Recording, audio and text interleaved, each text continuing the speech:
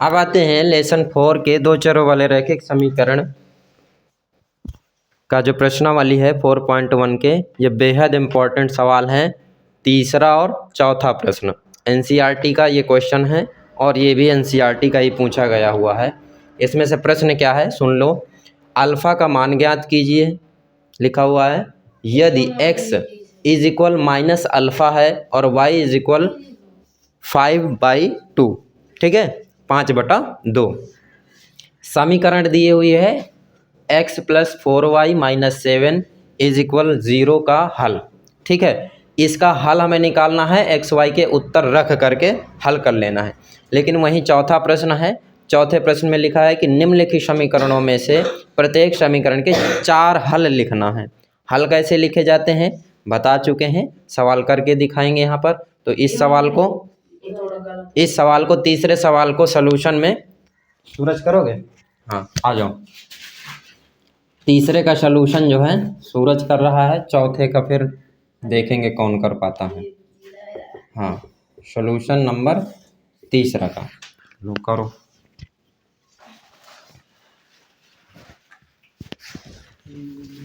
Live सवाल हो रहे हैं, इसमें कोई चीटिंग की बात नहीं है। बच्चे अपनी अपनी हाँ बना दो, समझ जाएंगे, होशियार बच्चे देखेंगे वीडियो। अल्फ़ा का मान निकालना है, क्वेश्चन मार्क, ठीक। यस सर, इस तरह भी तो कर सकते हैं ना। x बराबर माइनस अल्फ़ा x बराबर माइनस अल्फ़ा को ये कैसे कर सकते हो? नहीं तो पक्षांतर कहाँ होगा, वो ऑलरेडी पक्षांतर ही रखा हुआ है, वो मान रखना है उसमें।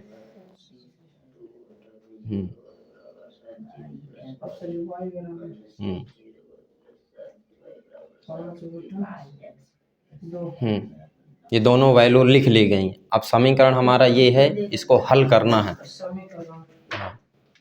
हाँ हाँ नीचे लिख करो। लड़कियां अपना याद करें। x +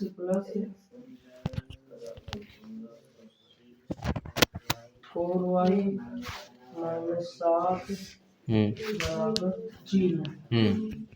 अच्छा जी, x के स्थान पर अल्फा को रख देंगे। हाँ बिल्कुल रखो, इसमें कौन सी संकोच की बात है। प्लस माइनस अल्फा प्लस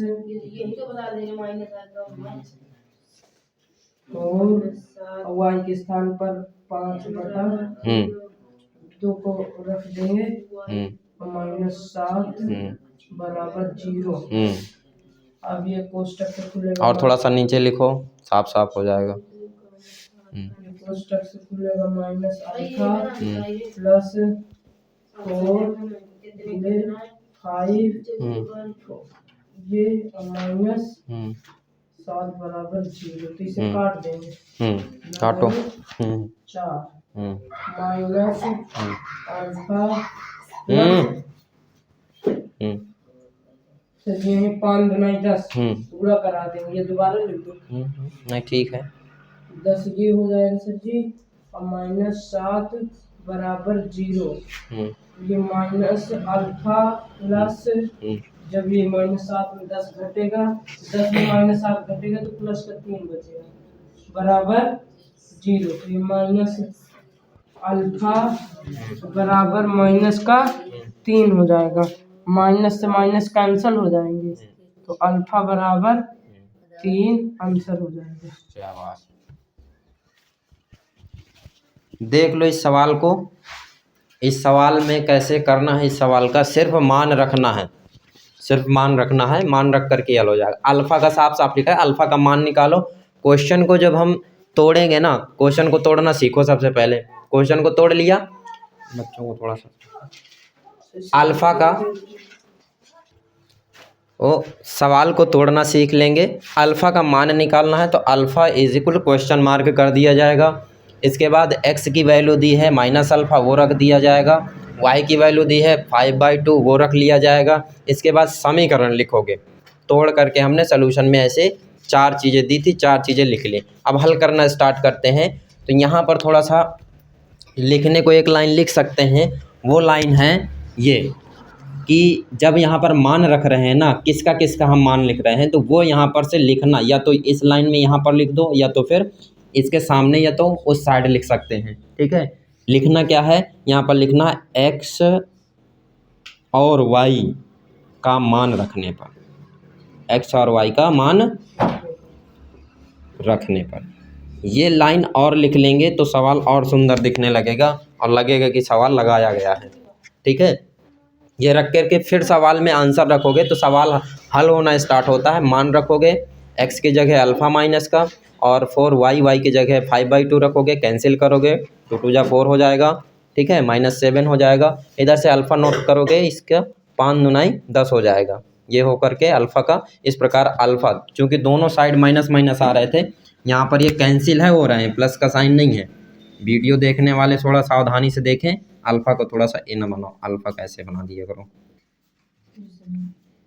ठीक है, ये और यहाँ पर से जब ये माइनस माइनस है तो दोनों के कैंसिल हो जाते हैं, और कैंसिल हो जब दोनों साइड होते हैं ना तो कैंसिल माने जाते हैं, और कैंसिल मान करके आंसर हम ऐसे लिख देते हैं। कैंसिल करने के लिए ऐसे थोड़ा सा प्लस ना बना करके टेढ़े मेढ़े से काट देते हैं। ठीक है, इस प्रकार से ये सवाल कंप्लीट होता है। इसी के साथ में अभी चौथा प्रश्न है। इस प्रश्न को मैं बता दे रहा हूँ, इसका एक पार्ट बताऊँगा, एक पार्ट बता दे रहा हूँ, बाकी 2 पार्ट इसके करके लाएंगे। ठीक है, दूसरा ही बता दे रहा हूँ। तो निम्नलिखित,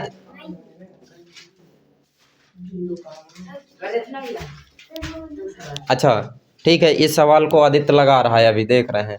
गलती करने पर 4 डंडे, 4 हल निकालने, ध्यान देना, 4 डंडे। ठीक है, अभी चालू रहने दो वीडियो को। तो इसमें से पहला प्रश्न आदित्य हल कर रहा है। आ जाओ फिर, आ जाओ। इसमें चौथा डाल लो, चौथा प्रश्न आंसर का चौथे का पहला हल करोगे।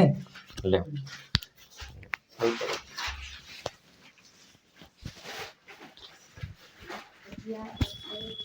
लाइव हल करना है, लाइव।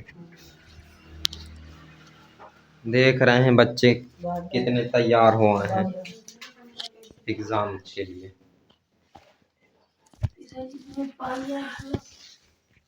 तुम लोग अपना याद कर लो, हैं, अभी हम सुन रहे हैं।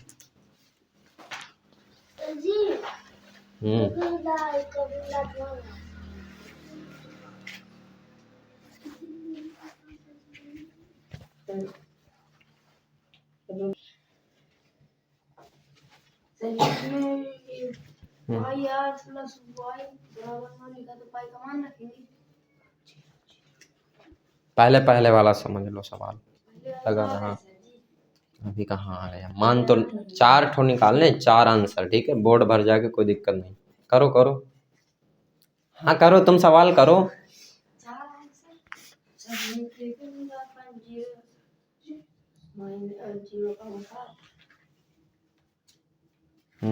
आगे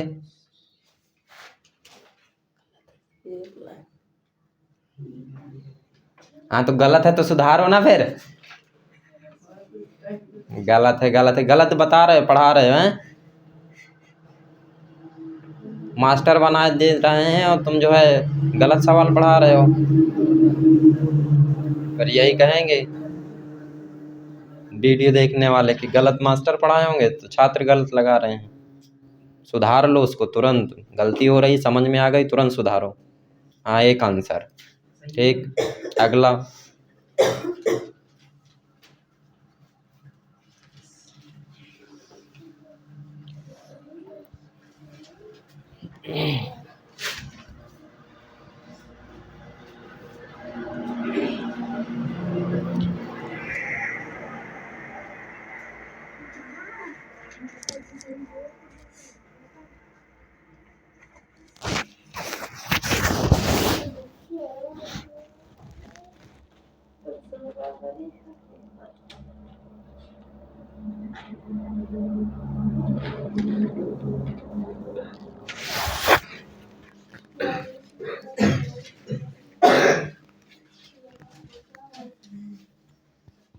कुछ बोलते भी जाओ ना। हैं? कि ये मैं कर रहा हूँ, इसके बाद ये कर रहा हूँ। बोलना सीखना पड़ेगा आदित्य, तुमको बोलते नहीं हो मुंह में, भले ही ऐसे तो बहुत चिल्लाते। हाँ तो अमान्य लिखो, ये अमान्य आंसर है, लेकिन आंसर इसमें 4 हल निकालना है हमें, आंसर मान्य होगा ये। जी आप आंसर नहीं देख रहे हैं, आंसर ही गलत है। हाँ ये बटे मारना है, नहीं वो आंसर तुम गलत लिखा हो तो बटा में नहीं जाएगा, माइनस में जाएगा।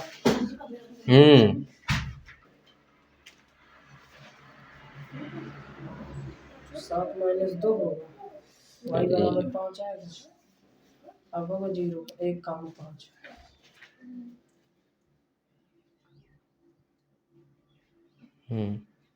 चलो 1 पार्ट 2 पार्ट हुए, तीसरा पार्ट हल करो इसका।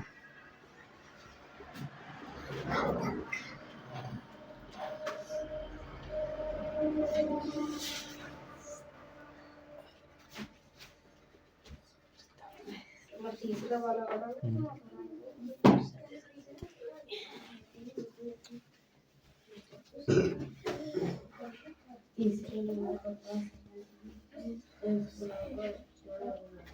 बोलते जाओ, कुछ ले बोलते जाओ, जो जो लिखते जा रहे हो वो उतना बोलते जाना। ऐसे ऐसे ऐसे ऐसे कलर में कोसो, ऐसे ऐसे कलर में कोसो, ऐसे देखो। हाँ बोलते जाओ, x + 2y प्लस, ऐसे बोलते जाना होता है, सवाल हल हो जाएगा। बोलो 2y + x। हाँ तो बोलना है तुमको। अरे हौसला कमजोर है सर इसका।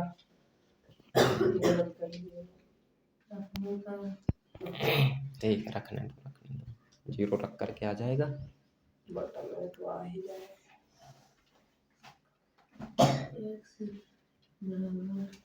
जब चलो हल करने दो, बटे में आ जाएगा तो बटे वाला आंसर भी इसमें मान्य हो जाता है, लेकिन आलेख में मान्य नहीं होता।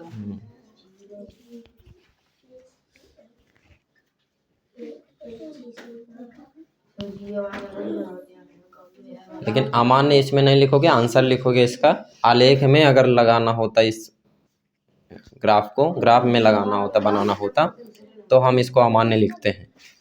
ठीक है, बहुत लोग गलतियां करते हैं और इस सवाल को बोल देते हैं कि ये अमान्य मत लिखो, इसमें अभी मान्य है, हमें सिर्फ आंसर के हल निकालने हैं। सवाल पढ़ो हाँ, मान्य भी नहीं लिखोगे, बस आंसर डाल दोगे इसको। अगर इसमें से आता कि भाई ग्राफ में लिखो 4 हल निकालने के बाद ग्राफ में, ठीक है, तो हम सवाल को अमान्य कर देते हैं आंसर को।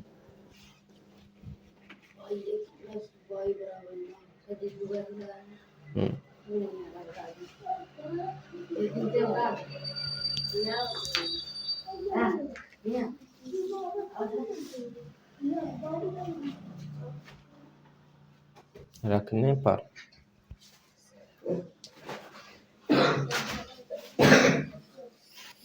याद कर लो।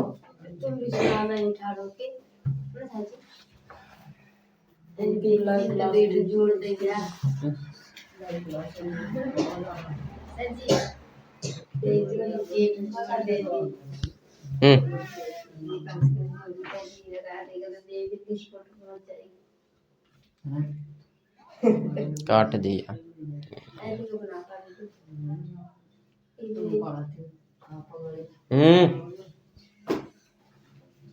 शांत रहो, याद कर लो जो कहा गया, तुम शांत रहो।